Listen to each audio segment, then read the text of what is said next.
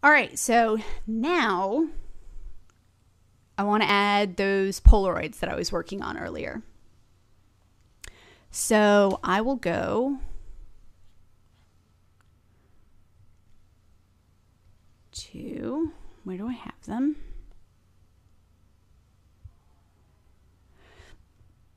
I'll open those up, and I think I showed you this in the last video, but just to be sure, I'll go to Copy Visible.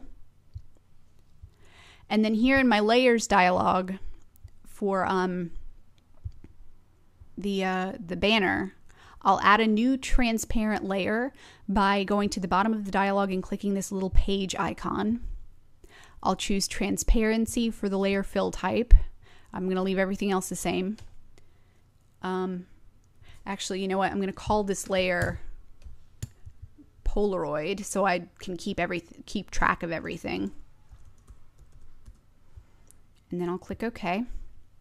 And you'll see it added a new layer to my layers dialog, but since it's transparent, the banner didn't change. It doesn't, you know, transparent layer doesn't look like anything. It's transparent, so obviously you can't see anything in the main window yet.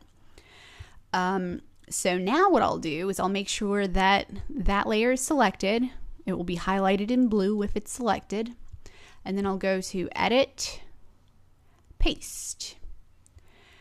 So that will create a floating layer. It's not quite pasted yet on top of my banner. And this is kind of like if you were making a collage or something and you wanted to kind of arrange all of the pictures and magazine cutouts before you actually really glued them down. A floating layer just kind of keeps this layer more flexible until you paste it to the layer underneath. So one of the things I can do to this is resize it because obviously this is too big right now.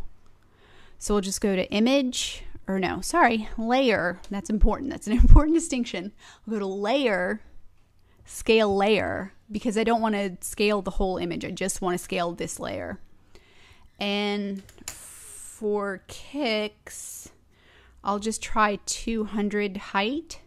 I'm going to make sure that's locked. That this is not unbroken, so that it keeps the correct aspect ratio and doesn't end up squishing my pictures here. And then I'll hit Scale. All right, then I'll grab the Move tool. Oops, sorry, I'm using a stylus here. Okay, and I'll move that over here. And that looks pretty cool. I think I like that. And move it over to the edge just a little bit more. Excuse me. Okay, cool. I think I can anchor this now.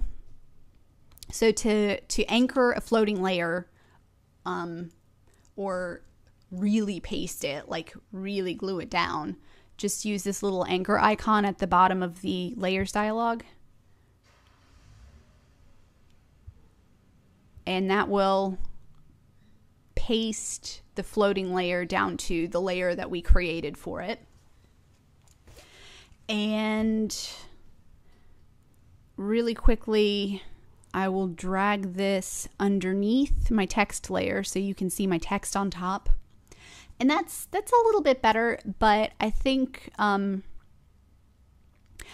to hide the Polaroid part a little bit. Maybe just on this side so that you can see the text more easily.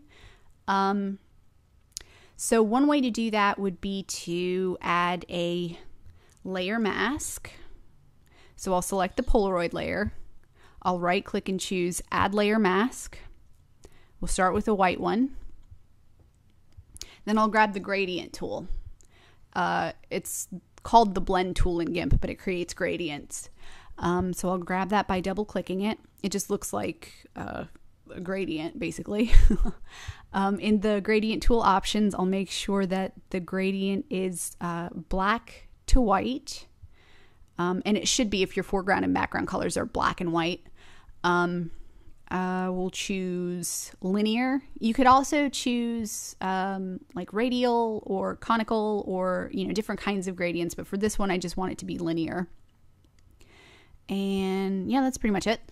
So then I'll go back to the layers dialog, and I'll make sure that the layer mask on the Polaroid layer is selected. You can tell that the layer mask is selected because there will be a white border around it.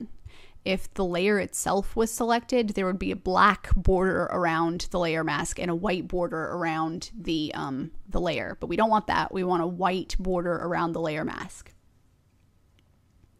So then using the gradient tool on the layer mask, I'll just click one point here. That's going to start as black here, and then drag it to maybe halfway here.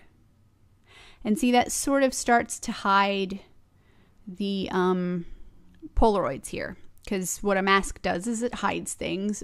Black is completely hidden, white is completely revealed, and shades of gray are in between.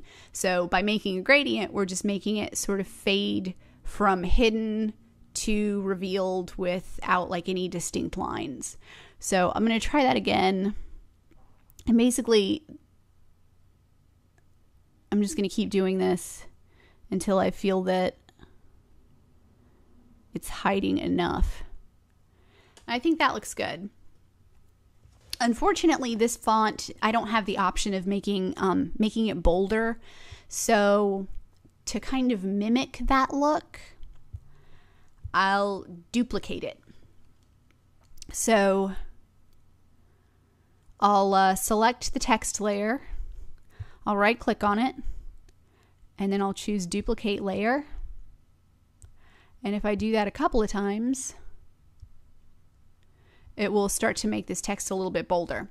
Now, another cool thing I can do, and I showed you this in another video, is make a kind of drop shadow effect on the text. So I can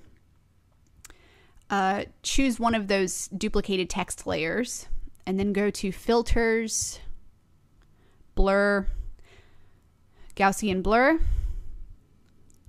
I'll choose maybe 3 or 4 pixels. And you'll see that kind of makes the whole banner, the text in the banner, a little bit more blurry. Or like a softer edge, I guess. To make this a more directional shadow, I'll grab the Move tool. I'll make sure that Move the Active Layer is selected. Then I'll go to, I'll make sure my the blurry layer is selected, like the text layer that I just blurred is selected. That's the one on top. I'll click on the banner, and then I'm just going to use my arrow keys to nudge that shadow down and over just a little bit. You can make this more extreme. If I move this all the way over, you can see exactly where the shadow is, but I want it to be a little bit more of a subtle effect, so I'll do that. And that's pretty much it for this tutorial. I would just save this as a JPEG or PNG. It's already the correct size for an Etsy banner. It should, everything should be exactly the way you need it to go ahead and upload it and start using it on your Etsy shop. So I hope that was informative. I hope that was helpful.